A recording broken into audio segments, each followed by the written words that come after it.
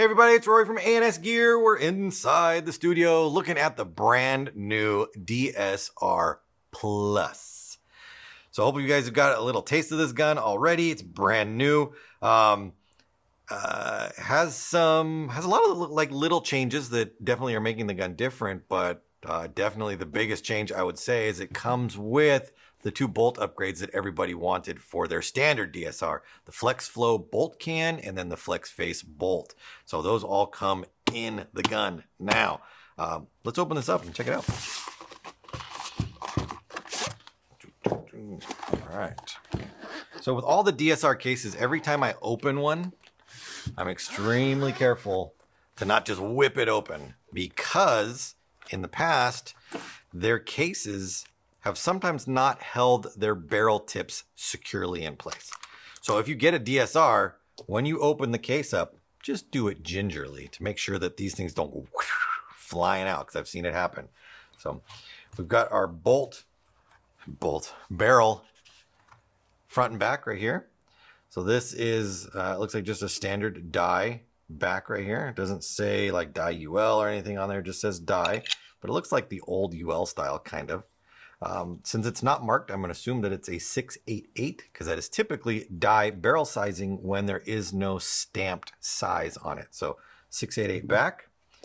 We've got a set of Allen keys in here, as well as just a basic black barrel sleeve on that side.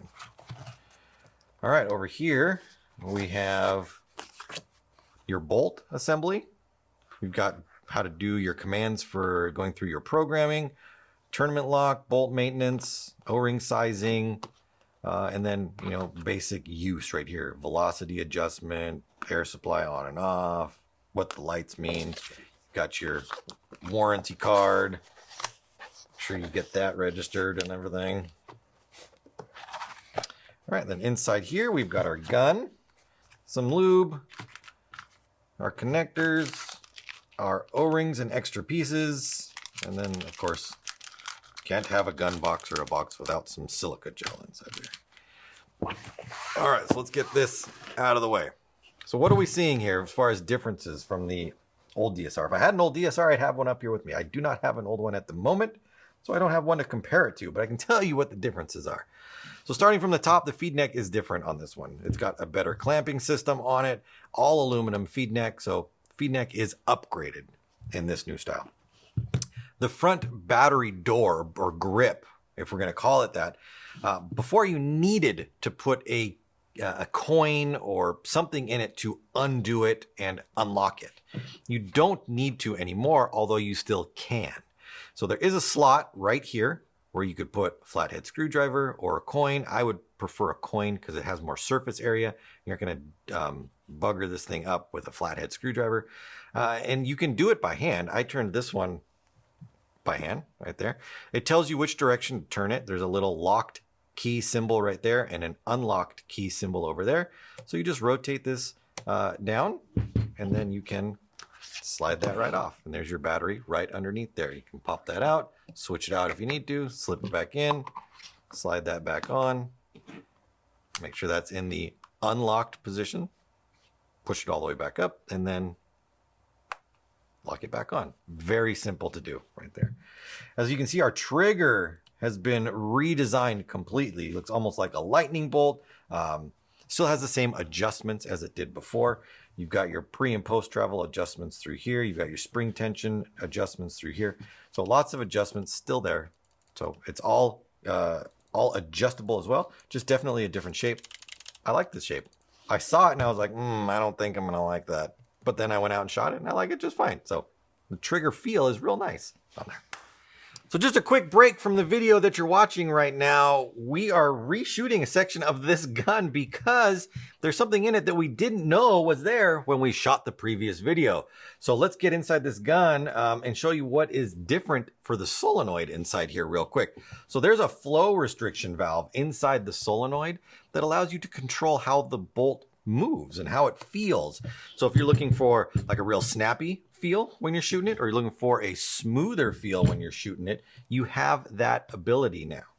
So I know we've seen some flow restricting settings on some other markers that have been out there in the past, and this one is different. It basically gives you the same result, but it's done in a different way. So before everybody gets on there, oh, they're just copying everybody else, blah, blah, blah, blah, blah. It is different. So it just gives you the same result. So if you look at the right side of the marker, there's a slot that's cut out right here, and you've got a plus and a minus. And this is going to control how much restriction the bolt has as it's moving forward.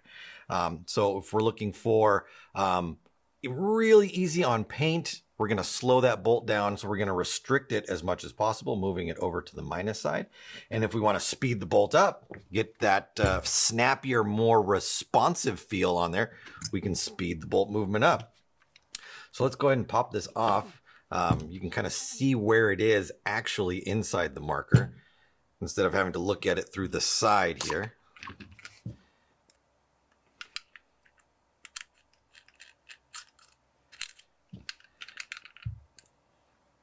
Get these both off of here. And so it sits right here. You can see this little toggle that's right here. And by rolling this thing forward or back, we're controlling the air that's helping move the bolt forward. So it's actually pushing on the bolt from behind when it's moving forward instead of slowing down the gas that's in front of it, exhausting out, which is the way you see it on other markers. This is actually controlling the air that's pushing the bolt forward. So we can control that right through here. This little hole is what you would see on the outside through the slot in the frame. And this is what it looks like on the inside. So you can see that there's a plus right there where you can control it by moving it this way or that way. And you could actually even pull this thing out and you can see that it's just a little plug right there, which has a slot cut in it to help air get in, or I should say help air get in to the bolt assembly rather than out of the bolt assembly. So wanted to show you what that is. We're not even going to put this back together. We'll just jump right back into the video that you're watching, but just wanted to give you a heads up, something new and definitely different inside the DSR. Back to the video. Regulator still on the bottom of the gun, running up through the frame, adjustments through the bottom right here. You can see that they've drastically increased the size of the knob, and I think that's great. We have seen DSRs in the past where as they shoot, the knob shifts and then it comes undone and it degasses. With the new larger knob, it's easier to grab onto and turn, plus it's easier to lock it in place so that it doesn't move or go anywhere. So good change right there, absolutely. Same screen setup on the back. We'll turn it on, you can see it right there. The readout is basically the same as it was before, shows you all the same things, and navigation through the menus is the same as it was before. So this one, since it is a smaller screen, the feedback that it's giving you is not as much as you would see on the M3 Plus, because it's just got a much bigger screen on the side of that right there. But once reading through the manual and then understanding how the categories work and how to move through them, it's very simple to navigate the menu. Bye-bye. Coming over to the other side, same kind of thing.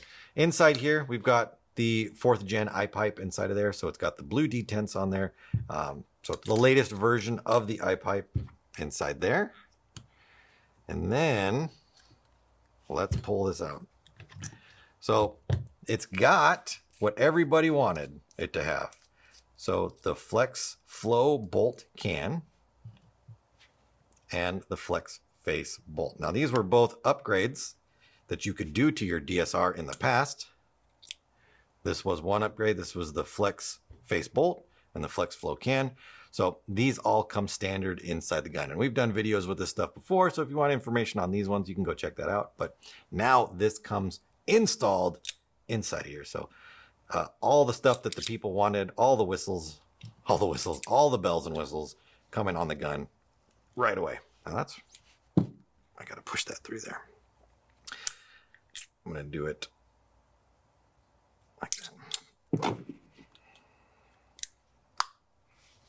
All right. Oop, still didn't go through.